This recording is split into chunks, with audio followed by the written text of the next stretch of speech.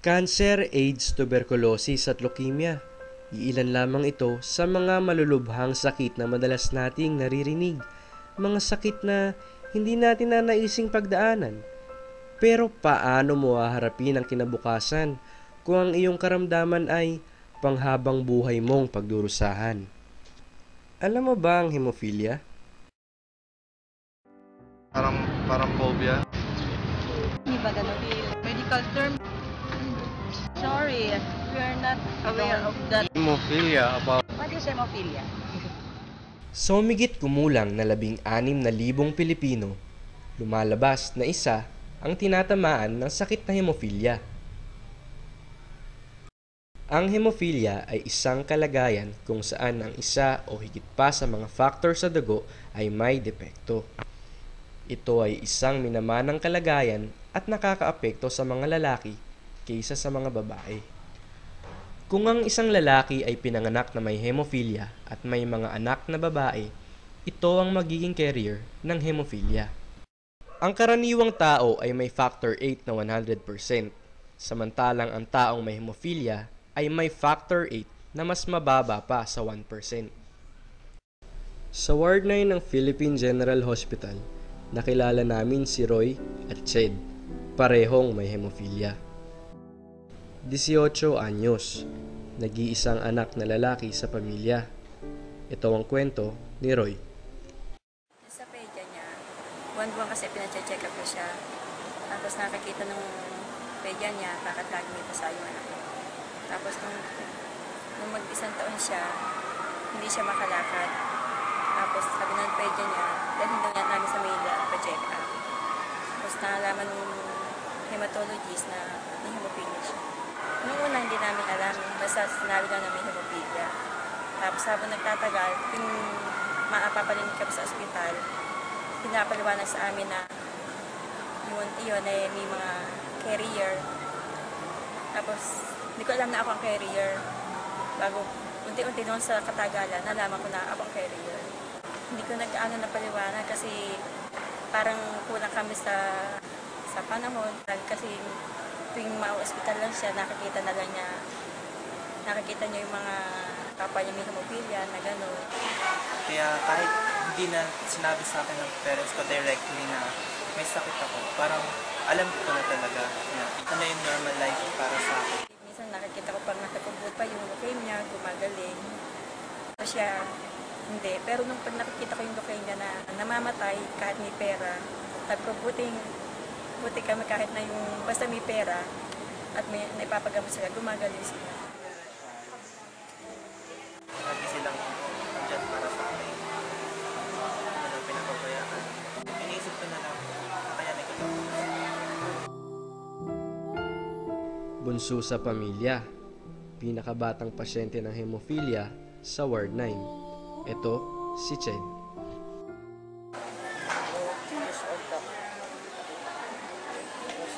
Sabi sa akin ng mama may hemophilia ako. Tapos minsan nagkakabilding ako sa akin. Sa akin ng mama ko. Tapos ina-explain sa akin bakit yan. In-explain sa akin ng doktor yon na gano'n na ang sakit ng anak mo lifetime. Siyempre una masakit.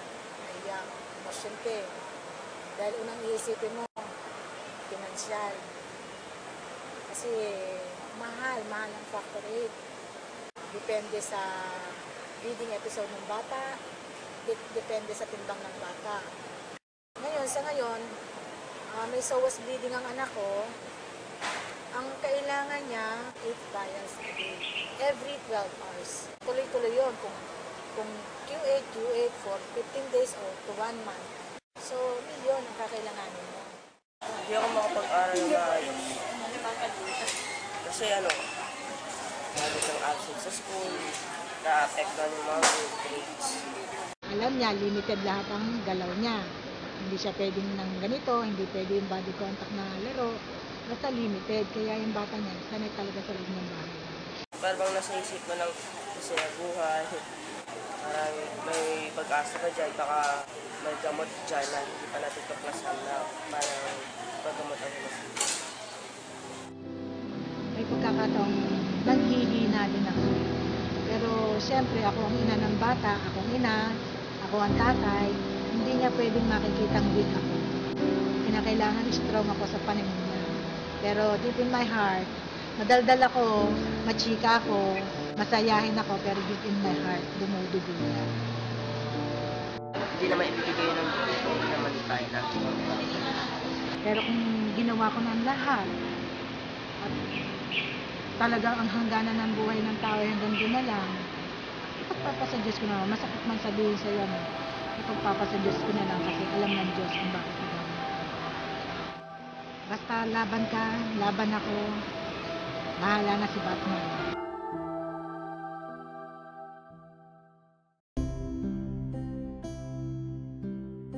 Tricycle driver, padre de pamilya, ang ating huling kwento.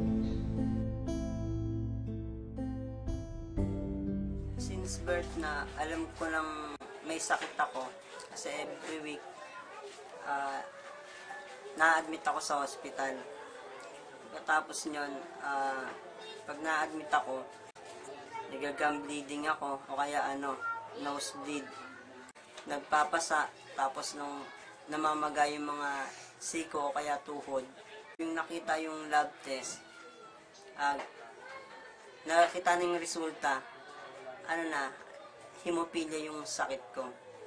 Pinaliwanag sa akin na habang buhay kong dadalhin yun, tapos yung sakit ko na yun, namamana. Kaya baliwala na sa akin yung magkapamilya. Pero dumating din yung araw na yung kababata ako pa siya, tapos syempre alam niya na bata pa na ako na gano'n na yung sakit ko. Tapos tinanggap niya ako na maluwag, kaya yung ginawa ko na lang, nagbago na yung pananaw ko. Sabi ko kahit pala ganito ako, may magmamahal pa rin sa akin. Tanggap ko na kung alam ko maghihirap o ganyan magiging kapalaran namin, okay lang. Tapos ayun, hindi namin alam na darating pala yung nagkaroon kami ng dalawang anak, nagkaroon kami ng dalawang kids na naging bless sa amin, na nagkaroon kami ng anak masaya, diba? At least siya, imbis na may sakit na siya, panghinaan siya ng loob ngayon, mas kailangan niyang lumaban para sa mga anak niya. Siyempre, nandito kami, pamilya niya. Para sa akin, sa tulad kong may sakit na hemophilia, mahirap maghanap buhay, lalo pa yung hanap buhay kay tricycle driver.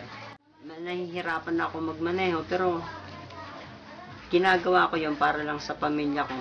Kasi minsan sa isang linggo o isang buwan, sinusumpong ako, mamaga yung siko ko o kaya yung tuhod ko. Hindi ako makapaghanap buhay, pero pinipilit ko pa rin yun. Kahit gaano kahirap, nilalabanan ko yung hirap para lang magampanan ko yung pagiging ama sa aking mga anak at sa aking asawa. Dahil alam niya kasi traidor ang sakit niya, na biglang masaya tayo, tapos biglang nawawala yung ganun. Gusto kong pakitaan ko na matapang ako, kaya ko yan. Pero pag mabas na ako dyan, tsaka doon ako iiyak. Kasi hindi ayoko sa kanya ipakita sa kanya na iiyakan ko siya sa harap niya. Kasi alam ko, sa akin nga siya kumukuha nila, kasi papakitaan ko siya na gano'n, diba? Hindi ako takot na mamatay, pero mula nung dumating sila, yung asawa ko pati yung mga anak ko, natakot na ako mamatay. Kaya ang ginawa ko, lumaban na lang ako ng lumaban. Hanggat lumalaban siya, nandito kami ng anak niya. Kasi alam ko naman yung pinasok ko to, tinanggap ko sa kanya. Kailangan namin lumaban para sa kanya. Alam niya naman yun, lagi namin pinag-usapan yun. Wala ka, tanggap ka namin. Kaya hanggat nandito tayo, magsaya tayo, mag-enjoy tayo. Kasi pwede mamaya nandiyan dyan, wala ka na sa amin, di ba? Ang hirap ng gano'n. Hanggat nabubuhay siya, hanggat may dugo siya, andyan na yun, karugtong namin yun. Siya man ang nagdadala ng sakit, kami ang sasacrifice. Kami pamilya. Ika nga ng mga magulang, sa dugo't pawis nila bubuhayin ang kanilang pamilya. Pero para kina Roy, Ched, at Arnold, sa dugo man ng pamilya sila mamamatay, tayong sa kadugo lang din sila makakakuha ng pag-asa habang sila'y nabubuhay.